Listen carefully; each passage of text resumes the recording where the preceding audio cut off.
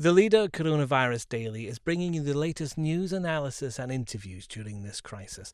Thank you for listening, and please do share it with your friends. Now, from the Evening Standard in London, this is The Leader Coronavirus Daily.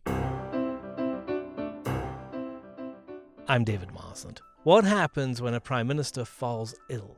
Boris Johnson has now been in hospital for a couple of days, and there's no word on when he'll be coming out.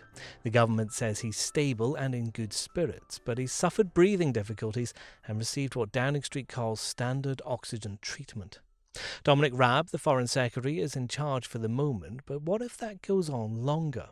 Well, Lord Owen, the Foreign Secretary under James Callaghan, is writing an article for the Evening Standard on this very subject. And I spoke to him earlier, beginning with, how does a government work when the Prime Minister isn't there? Well, I don't think there's any problem where there is a designated stand-in. In the case of Raab, he's already been designated First Secretary of State. It's a term that's been used before, and it's quite clear that Boris Johnson wanted him to step in when he was travelling abroad or elsewhere. So there's no argument. I don't think there's any problem in the cabinet about that at all. And he can stay like that for weeks and even possibly a month or so.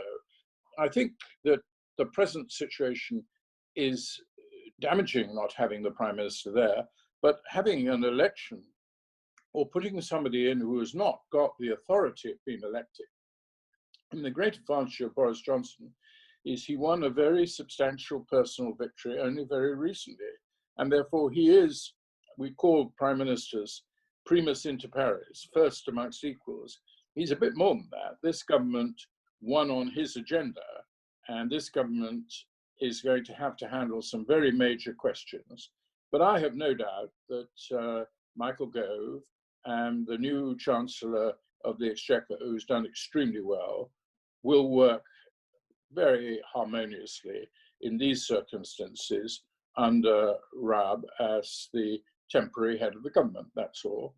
And I think the cabinet will too. Now, you were Foreign Secretary once yourself, Lord Owen.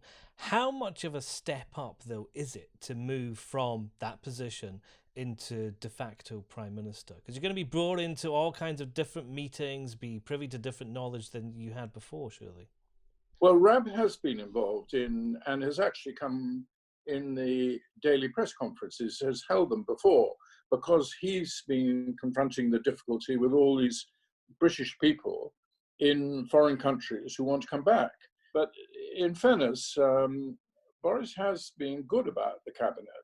He admires, of course, Churchill, and Churchill, despite being in a proper war, was very keen that the cabinet constantly met and had open discussions in the cabinet, but necessarily also had a war cabinet. Now, I don't personally think this should be likened to war. It's a very different question. We're really dealing with extremely complicated science, and medical advice has been leading the government. What I think has been good about the government is, as far as Boris's own illness, we've all known that he had the virus. We then knew that he tested positive. We know he's been in the apartment in number 1011. And unfortunately, he's had to be there by himself. His food was sort of passed through to him and that sort of thing. And you only had to see him when the second night that we all clapped and he came out on number 10 and clapped. That was a brave thing to do. He was obviously feeling absolutely lousy. And I have no doubt that he's in good hands, because St. Thomas's Hospital was where I trained as a doctor and practiced. So I'm bound to think it's a good hospital. But also it was Florence Nightingale's hospital. So he's in very good hands. And I think if he can stay out of the ventilator and just with oxygen, and if he doesn't get pneumonia, he could make quite a quick recovery. We talked about the role of the cabinet when the Prime Minister is away, is absent. What about the civil service? Do they have to step up? Is there a new responsibility for the Cabinet Secretary? Well, I think the Cabinet Secretary is bound to focus his time on mobilizing the civil servant machine. A Cabinet Secretary has many responsibilities. I think, frankly, he's got too many, because he's also the chairman of the new National Security Council, which is dealing with a vast range of foreign policy. I think he's time at the moment needs to be spent absolutely focused on getting the machine working. For example, getting ventilators built. I mean, it was a brilliant idea, inviting industry in, and they do seem to have succeeded in this, industries which wouldn't have dreamt of going near ventilator production. So I'm sure that they're playing safe with the Prime Minister, and that's why they moved him to the intensive care unit. But they've held off as yet. The big movement would be if he needed more than just oxygen. Now, as I say, I think we've got reasonable grounds for having confidence that the Prime Minister will come through this, but we must be sure that he doesn't rush back. His temptation will be to rush back into government making decisions. Somebody, perhaps his fiancée, will tell him, no, you get yourself just a little bit better. But for how long can he be out before it becomes a problem? You mentioned that, the cabinet's strong enough that they could go on without him for a few weeks, perhaps even a month. What about longer than that? What if it takes longer? Without getting into the question of replacing a prime minister who's recovered from a serious illness and wants to take a week away from it all and really get his strength up while reading all the papers and reading himself in, he can still guide the government from checkers in this situation. But he wouldn't have to come out and do or even chair all the meetings. That he could leave. Raab is experienced, I mean, he was appointed by Theresa May to lead the negotiations and then resigned. She wouldn't have chosen him if she thought he was a fool, and he's certainly not a fool. And I think he's doing well as Foreign Secretary. Not easy time. And anyhow, he's the man who Boris Johnson had confidence in and appointed him to be his deputy. So the cabinet could go on fairly confidently for some months, would you say? I certainly think after a month of absence, people would start to make questions, but I think he should certainly have the capacity for it. I mean, practically no prime minister has been totally honest about their health. Macmillan was not honest about his health. He resigned on the basis that he was too ill to carry out. In fact, he knew that he just had a normal prostate operation. He didn't have cancer. I think he knew his time was up and he wanted to go. The tragedy, really, is not just prime ministers. Hugh Gateskill in 1963 was on the cusp of being prime minister. Everybody knew he would have won the new general election. And he developed lupus erythematosus. It's an illness that people usually recover from, or a chronic illness. But he died in very few days, and it was a tragedy for the Labour Party is that lose their leader. But many of us believe, and I certainly do, it was a tragedy for the country.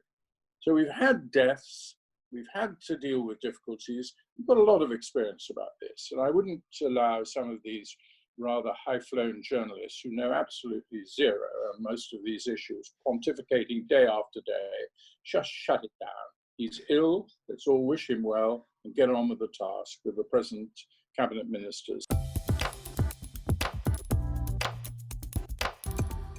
Next. By November, Eden was in a very bad state, not at all well.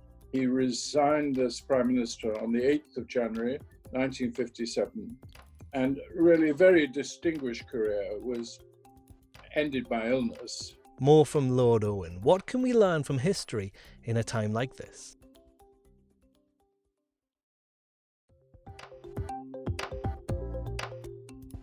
Boris Johnson isn't the first Prime Minister to have to take sick leave. It's actually quite common, but the effect can be dramatic. In the second part of our interview, I asked Lord Owen about when this has happened before. In many ways, the sudden fever which gripped Anthony Eden in 1956 during the Suez Crisis is the most interesting example. He went to visit his wife in University College Hospital and suddenly developed an uncontrollable shaking. And he was suffering from a septicemia, where organisms, bugs if you like, from his bile duct were getting into his bloodstream. Anyhow, he stayed in hospital and was treated for 3 days, and he left hospital. Then 10 days later, he made the most damaging and inexplicable, really, decision in all his distinguished career. and he decided to collude with Israel and with France in pretending that they could come in, the French and the British, after an Israeli invasion of the Suez Canal as peacekeepers. Well, we don't need to go into all of that, but by November, Eden was in a very bad state, not at all well. And in, I think about the 18th of November, he left for Jamaica, and then he came back in December. He was still not really well. And in the House of Commons, he lied about this collusion with Israel and with France, and said he had no foreknowledge. He never came back to the House of Commons. He resigned as Prime Minister on the 8th of January, 1957, and really a very distinguished career was ended by illness. During that illness, he'd also been on amphetamines, which is a stimulant to the brain, uppers and downers, as some people call, and there's no doubt that did have an influence, probably a very important influence, on his handling of the Suez crisis. Now, with Boris Johnson, we've been told that he had the infection. We were told that he was extending self-isolation. We knew he'd gone into hospital, and we know what his condition is right now. But prime ministers haven't always been entirely open about their health, have they, Lord Owen? We talked about Macmillan earlier on, and then there was Lloyd George, who contracted Spanish flu in 1918 and didn't tell the public. Yes, mind you, we were in wartime then, and in wartime you have got the right to silence, and you don't believe the enemy should know that your principal figure is ill, and nobody complains too much about that. That's why I think we've got to be careful about these wartime analogies. Openness is the secret of this, and we've seen this very much in the way Governor Cuomo has been handling the appalling problem, very similar to the difficulties you've had in London, but their medical services were very close to being overrun. He's been having frequent press conferences and been very open. I think the government has been extremely open, and in particular, because this is such an unusual situation, instead of generals, you've had doctors telling and explaining the situation. And we have to keep reminding ourselves, as they often try to remind us, that this is a new disease. Now, the government is moving, so many different issues are hitting them time and time again. I think we've got to be a bit more patient. And when the scientific advice changes, thank goodness scientists do change their mind. And there's no doubt that we've had at least 2 issues where the science has driven a change of policy, and no doubt there'll be a few more. So what are the lessons from history here? Well, Anthony Eden left in the middle of November for Jamaica and was meant to have sun and everything like that. He actually stayed in the Ian Fleming, the Bond writer, in his house. And I think he was very frustrated and wanted to get back, came back, probably again too early. So I suppose that's the biggest precedent. So now Raab taking over as the acting head of government while Boris hopefully recovers. And I'm very pleased to hear reports today that he hasn't got pneumonia and is just having oxygen. Well, that's good news. It's the pneumonia in coronavirus that is so damaging and often does really destroy somebody, particularly people who are older than he is. He's 56, he seems reasonable, and I think we can hope, but you can only hope with this virus. Nobody knows really enough about it still. But on the assumption that he gets better, which I hope is the case, I hope he doesn't rush back. That's one of the lessons of Anthony Eden. And I hope that he returns as Prime Minister fit and well. And I think there's a good prospect of that. Let's hope. And that's The Leader. We're bringing you interviews, news and analysis every weekday. Please do subscribe through your podcast provider to make sure you don't miss out.